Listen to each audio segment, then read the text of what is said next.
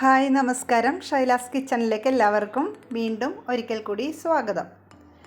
അപ്പോൾ നമുക്ക് കുറച്ച് റംബൂട്ടാൻ അച്ചാർ ഇടാൻ വേണ്ടിയിട്ടുള്ള പരിപാടിയിലാണ് കേട്ടോ.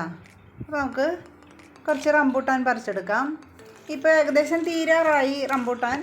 എന്നാലും ഈ പ്രാവശ്യം അച്ചാർ ഇട്ടില്ലല്ലോ എന്നുള്ള ഒരു സങ്കടം കൊണ്ട് ഞാൻ കുറച്ച് പറിച്ചെടുക്കുവാണ് കേട്ടോ.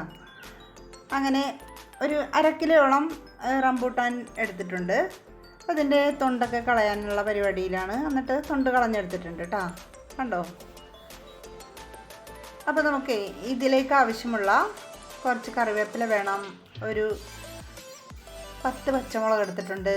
പിന്നെ 2 തുടം വെളുത്തുള്ളി പൊളിച്ചെടുത്ത് അരിഞ്ഞെടുത്തിട്ടുണ്ട്. പിന്നെ 2 പീസ് ഇഞ്ചിയും അരിഞ്ഞ് വെച്ചിട്ടുണ്ട്.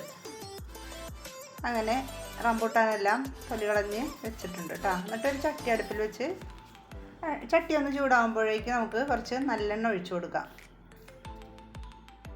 എന്നിട്ട് ഇതിലേക്ക് കുറച്ച് ഒരു 1/4 ടീസ്പൂൺ ഉലുവ ഇട്ട് കൊടുക്കാം. അതൊന്ന് പൊട്ടി വരുമ്പോഴേക്ക് നമുക്ക് 1/2 ടീസ്പൂൺ കടുക് ഇട്ട് കൊടുക്കാം. അങ്ങനെ കടുകൊക്കെ പൊട്ടി വരുന്നുണ്ട്. എന്നിട്ട് ഇതിലേക്ക് എടുത്ത് വെച്ചിരിക്കുന്ന കറിവേപ്പില ഇട്ട് കൊടുത്തിട്ട് നമുക്ക് പച്ചമുളക്, പിന്നെ ഇഞ്ചി, വെളുത്തുള്ളി ഇതൊക്കെ ഇട്ട് നമുക്ക് നല്ലതുപോലെ ഒന്ന് വഴറ്റിയെടുക്കാം കേട്ടോ. അങ്ങനെ ചട്ടിയിൽ കിടന്ന് ഇതൊക്കെ ഒന്ന് വഴന്ന് വരുമ്പോഴേക്ക് നമുക്ക് 2 പീസ് കായം കൂടി ഇട്ട് കൊടുക്കുന്നുണ്ട്. അതപ്പോൾ ഇതിൻ്റെ കൂടെ ഒന്ന് ഫ്രൈ ആയി വന്നോളൂ. എന്നിട്ട് അതെടുത്ത് മാറ്റുന്നുണ്ട് കേട്ടോ. എന്നിട്ട് ആറിക്കഴിയുമ്പോൾ നമുക്കതൊന്ന് പൊടിച്ചിട്ട് കൊടുക്കണം. അപ്പോൾ ഇതെല്ലാം നല്ലതുപോലെ ഒന്ന് വഴന്ന് വരട്ടെ. അപ്പോഴേക്ക് നമുക്കിതിലേക്ക് ചേർക്കാനുള്ള ഒരു 3 വലിയ ടേബിൾ സ്പൂൺ മുളക് പൊടിയും 1/2 ടീസ്പൂൺ മഞ്ഞൾപ്പൊടിയും കൂടി എടുത്ത് നമുക്കിതിലേക്ക് ഇട്ട് വഴറ്റി കൊടുക്കാം കേട്ടോ. അങ്ങനെ നല്ലതുപോലെ ഒന്ന് വഴറ്റി നല്ല മൂത്ത മണം വരുന്നുണ്ട്. അപ്പോഴേക്ക് നമുക്ക് ഇതിലേക്കൊരു 1/2 കപ്പോളം വിനാഗിരി ഒഴിച്ചു കൊടുക്കാം. പിന്നെ ആവശ്യത്തിനുള്ള ഉപ്പും കൂടി ഇട്ട് ഇതൊന്ന് തിളപ്പിച്ചെടുക്കാം കേട്ടോ. അങ്ങനെ ഇതൊന്ന് തിളച്ച് വരുമ്പോഴേക്ക് നമുക്ക് എടുത്തു വെച്ചിരിക്കുന്ന റംബൂട്ടാൻ ഇനി ഇട്ട് കൊടുക്കാം. അങ്ങനെ റംബൂട്ടാൻ ഇതിലേക്ക് ഇട്ട് കൊടുക്കുവാണ് കേട്ടോ. എന്നിട്ടെല്ലാം കൂടി നല്ലതുപോലെ ഒന്ന് ഇളക്കി യോജിപ്പിച്ച് നമുക്കൊന്ന് ഇതൊന്ന് തിളപ്പിച്ചെടുക്കണം. അപ്പോൾ ഇതിൻ്റെ വെള്ളമയമൊക്കെ മാറിക്കിട്ടും കേട്ടോ.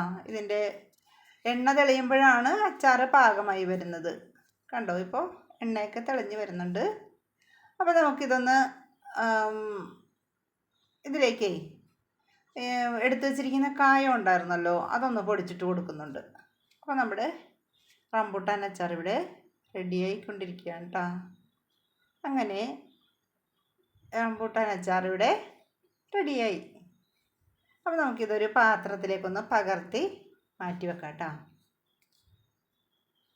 അപ്പോൾ ഇതിന് നല്ല മധുരമുണ്ട്, പിന്നെ വിനാഗിരിയുടെ പുളിയൊക്കെ ഉണ്ട്. അപ്പോൾ നല്ല ടേസ്റ്റ് ഉണ്ടായിരുന്നു കേട്ടോ ഈ അച്ചാർ. അങ്ങനെ റംബൂട്ടാൻ അച്ചാർ ഇവിടെ തയ്യാറായി കഴിഞ്ഞു. അപ്പോൾ റംബൂട്ടാനൊക്കെ ഉള്ളവർ ഇങ്ങനെയൊക്കെ ഒന്ന് ചെയ്ത് നോക്കുന്നത് വളരെ നല്ലതാണ് കേട്ടോ. അപ്പോൾ ഇനി അടുത്ത വീഡിയോയുമായിട്ട് വരുന്നത് വരെ എല്ലാവർക്കും നന്ദി, നമസ്കാരം.